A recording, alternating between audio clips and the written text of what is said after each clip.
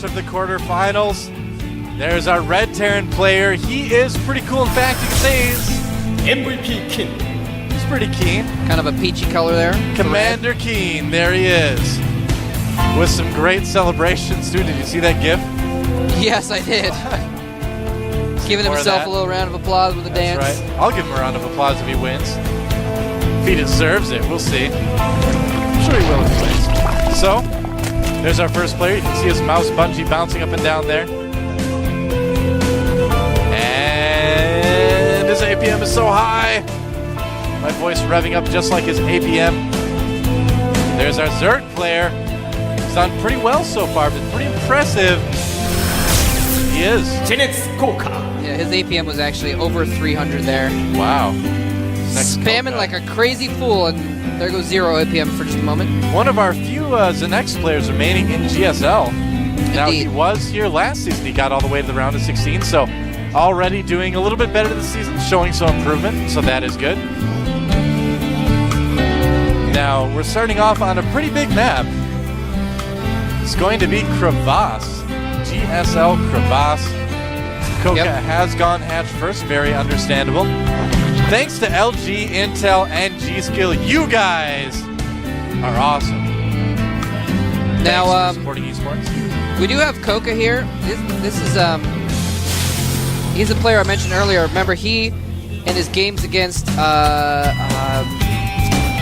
was his name? Oh, I know it. Noblesse. His games against Noblesse. Yeah. He, like I said, he went for very few Mutalisks and went for mass Ling Baneling, and even one game did this crazy like Roach Baneling rolling drop tactic that didn't work out too well. But point being, Coca, a very interesting player, and doesn't play quite standard. I wonder if we're going to see the same thing from him, or if he's going to say, you know what? Well, they saw my style. I'm going to go mass Mutas instead, especially on a map like this. Very large. The mobility of Mutas can be very advantageous. Yeah, if you go Muta Link Baneling, there's really two ways to do it. One way is the way you were just talking about, getting lots and lots of Banelings, just using the Mutas for a little bit of harassment. The other way is to go lots and lots of Mutas, and just using the Marines and the Banelings to kind of take out bio, things like that. Yeah. So Coca definitely favoring the Banelings, which is also a crowd pleaser, I would say. I love it.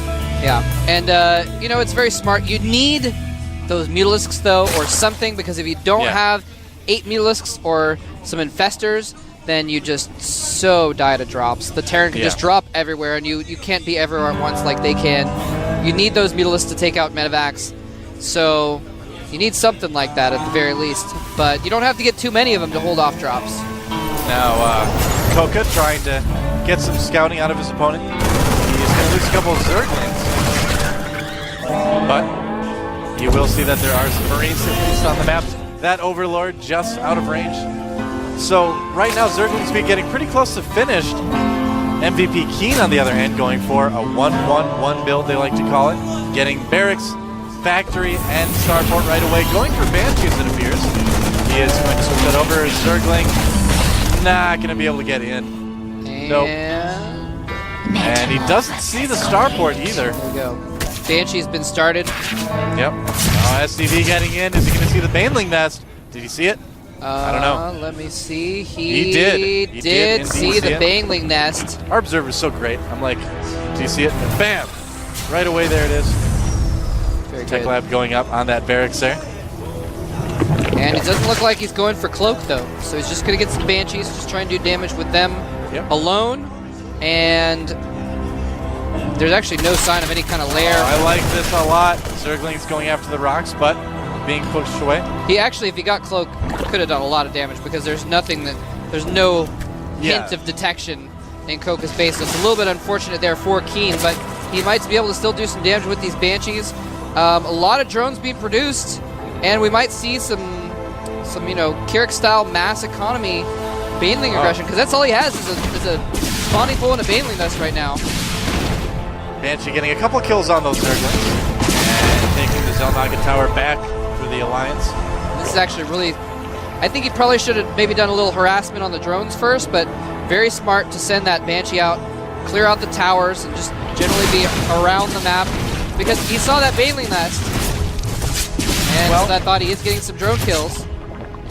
Nice thing you can do too, because of those banelings, is you force your opponent to usually get their lair. You force them to get the Evo chamber in case of cloak. And that Viking, that Overlord is fearless, just sitting there taking the missiles from the boss.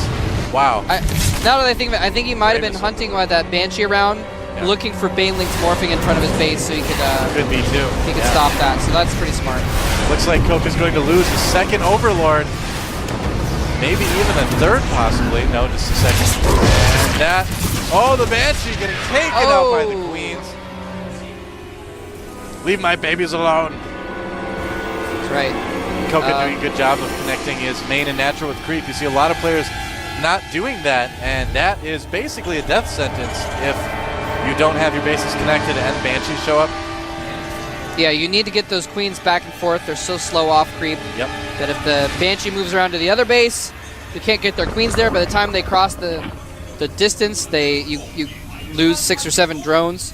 And an armory is going up for Keen. Oh, there he is. That's kind of interesting. Gets well kind of open. All right, this Viking getting a lot of kills right now. Wow, this must be the commander. Keen's army. Getting its 4th Overlord kill, I believe. Impressive. I believe so. Coca going to work on these rocks in the back. Anything that you can do as a Zerg player early in the game to kind of give yourself more room to run is good. Yeah, a drop coming in. Just a Queen there. And he doesn't even have anything on the map. Well, no, but he's got a lot of Zerglings. Oh, he's going to running their way back. Maybe one goes down. And second one. He's going to get us around. He can just lift out of there, though, if he needs to. And he's not lifting. He's losing all of his Marines.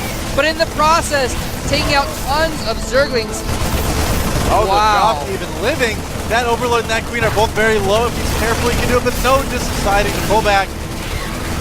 Hanging out between the minerals. Nice idea there. Those Marines no, and reinforcement drop coming in. Nice move by Keen. This is beautiful. And with 3 medevacs there, those Marines are not going to die. They might even take out this hatchery.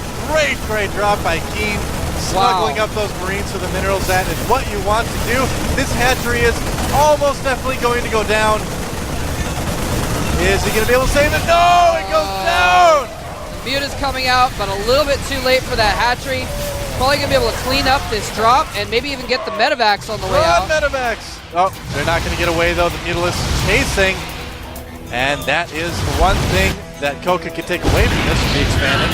Yep. And last medevac even being saved by the Marines. Nice job by Keen.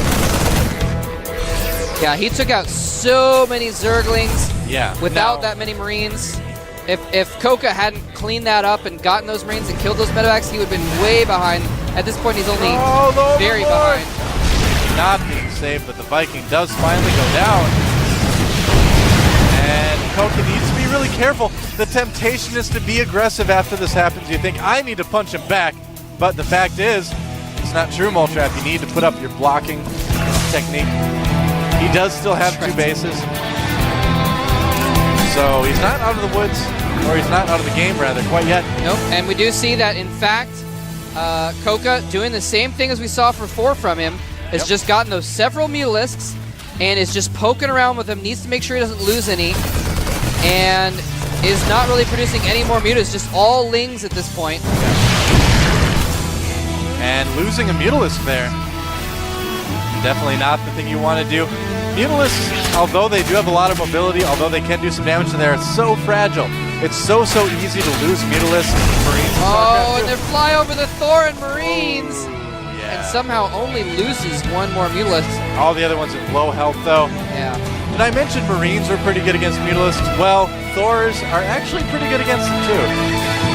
If they do get clumped up. Yeah, if they clump up, they're really good. Actually, Mutas can actually kill Thors pretty easily if they don't clump up and there's no Marine support. Yeah.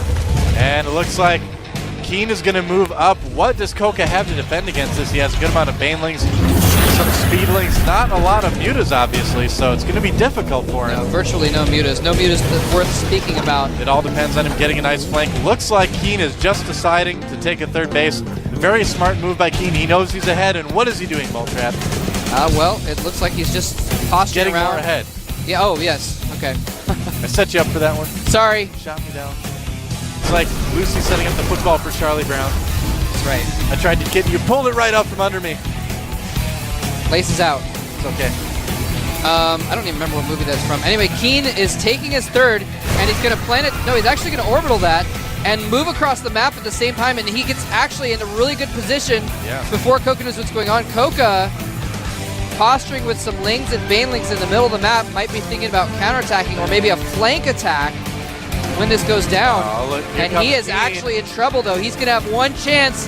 He's got forces in the middle. He needs to bring him back now that he sees what's going on. This could be a great sandwich by Coca if he's careful. Oh, it could be delicious. It could be like peanut butter and jelly. Oh, the Banelings. Less jelly on here that it comes sandwich. in from both sides. Lings leading the way, but Banelings wasting themselves on the Thors in the tank. Horrible use of his Banelings. All of them dying without hitting the bio, barely at all. Those bio are very damaged, but the medevac's healing them up. They're going to be able to take out so many drones, and that miscontrol by Coca may have just cost him the game because he's going to lose his third, and there is GG. GGO. Keen taking game one. Whoa. Whoa. Yep, work out the neck. Take a break, shake it out. He's our winner. Indeed, and Keen, you know, we've only seen one, he only has one game versus Zerg on record before today in the Zotac League, a good win against Revival. So we weren't sure what to expect from him, but he has shown us that he knows how it's done, although, again, I gotta say, that was a little bit poorly executed by Coca. He had a beautiful flank, Lings and Banelings from both sides of the army, and he wasted, like, all of his Banelings on tanks and Thors and didn't have any left for the Marines. And the Marines are what ended up cleaning things up. So Keen got a little bit lucky there, because if the Zerglings had been attack moved, the Banelings have just been move commanded towards the Marines, commanded from both sides. Delicious sandwich. Yeah. Yep. Would have been quite delicious. That's right. What's your favorite sandwich? Egg salad. Egg salad? That's a good one. I used to play saxophone. Oh, yeah? Sorry. That's there you go. Egg salad sandwich is my favorite. I like that stuff. I like Rubens. Especially if you get some tomatoes on there and some cheese. Yeah. Rubens are good, too. That's right. Rubens are good, too. Yep.